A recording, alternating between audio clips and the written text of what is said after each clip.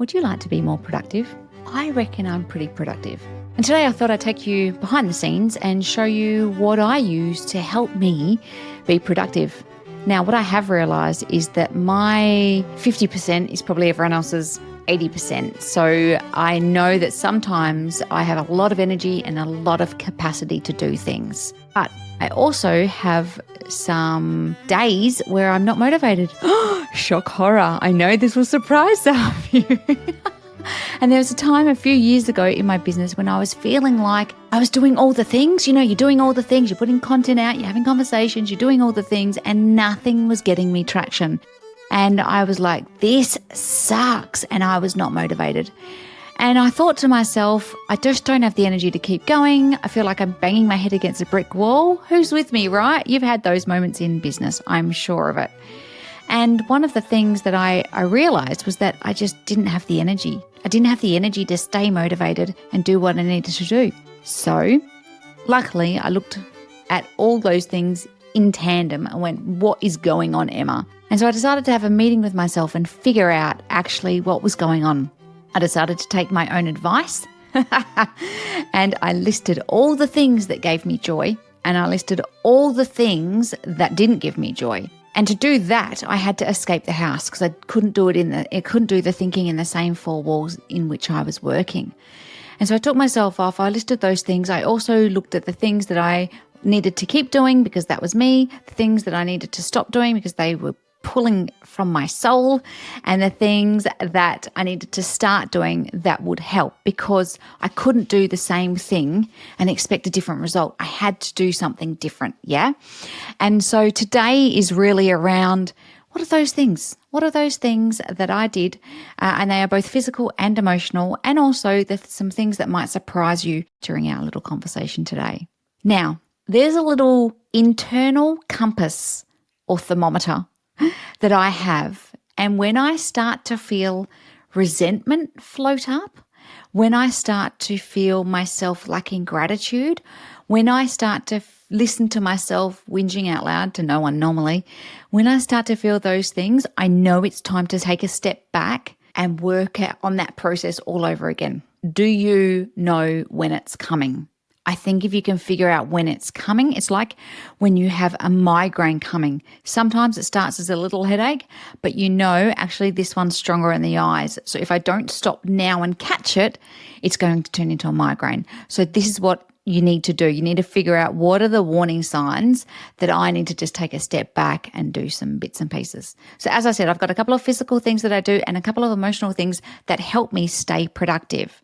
Once I got out of that funk, I was able to put some things in place that have really held me in good stead. And some of the things I already did, but I'd let drop off the radar. As we do, we're all busy. And some things I needed to kind of start from scratch. One of the things I did was block out time in my diary and color code everything. Another coach by the name of Michelle Broadbent has this beautiful template called the Effective Week. And it helps you work out your priority, how many hours you've got, and color code those hours into different bits and pieces. So I've got CEO time, I've got admin time. Secret, I only have 1 hour admin time because I hate admin. I've got delivery time, I've got relationship time. Those two things are big for me. And so now at a glance, I can look at my diary and I can see, oh, I've got all of that on. And then I go overlay it with how much energy do I need to bring to that day? If I need to bring a lot of energy to that day, or do I have to have more breaks because I'm doing more delivery? And when I do delivery of one-on-one coaching, sometimes those conversations are really heavy. So I need to have a little break in between to manage my own energy. So blocking out my time has been an absolute game changer. 2, I use the Pomodoro technique. This is not new. Everyone's heard me bang on about it, but it's a Pomodoro. I've got a tomato timer because that's the Italian word for tomato is pomodoro, pretty much not sounding like that. Pomodoro or something like that. Anyway, you set it for 25 minutes, you do your piece of work, just one piece of work, and then you have a 5-minute break and then you reset it. Game changer for me. I love the Pomodoro. Number 3, I also use Tide. So there's an app on my phone. I go to sleep with it because it's water, but it also has a focus element to it. And you can set it to focus for a certain amount of time. I put it on cafe sounds because I really like the sound of a cafe without actually having to go anywhere. So I use Tide to help me focus. 4, I gamify what I can. I don't know what it is about me. I love a good game, a good challenge, or a good competition. So if I can gamify it in some way, man, I'm there.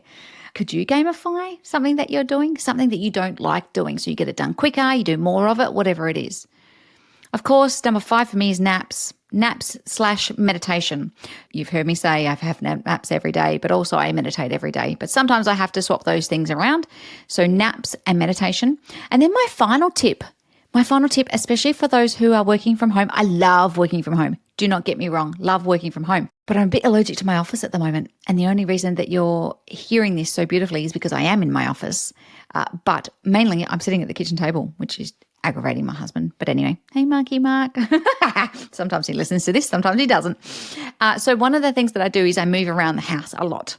So I'm at the kitchen table. Sometimes I even say to my clients, instead of having a Zoom, would you like to do a walking meeting? And so many people are looking at their screens every day that they're so grateful to have a walking meeting where we can just walk and talk and coach.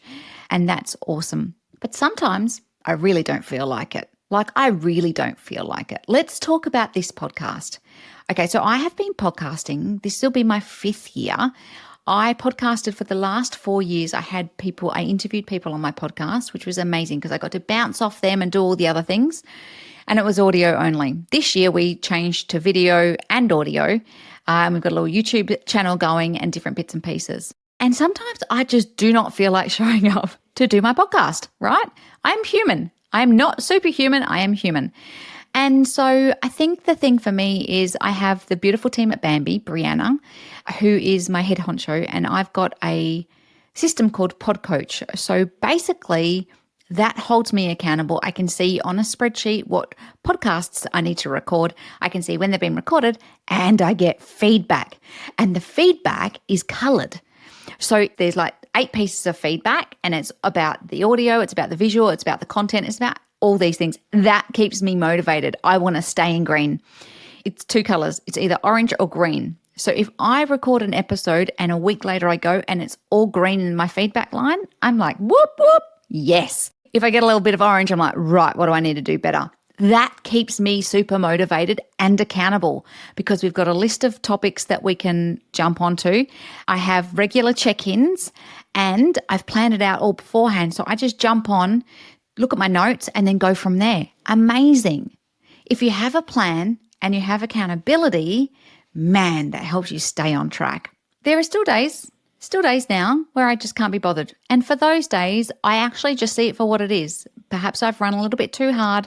Perhaps I am not spending enough time in my joy area. Perhaps I'm spending a little bit too much time in admin. And so there are times, so you just have to keep managing it. As we get closer to the end of the year, also people's mojo and motivation seems to like swim away. And you really need to push it a little bit harder. Or do you? My wonderful friend and lawyer, Tracy Marla Crane, and I, we talk about gliding to Christmas instead of grinding to Christmas. It doesn't have to be a grind, but you have to be planned in advance to make sure that that happens. So they're my tips for remaining productive. I hope that they have helped. I can't wait to see you or speak to you or hear from you next week.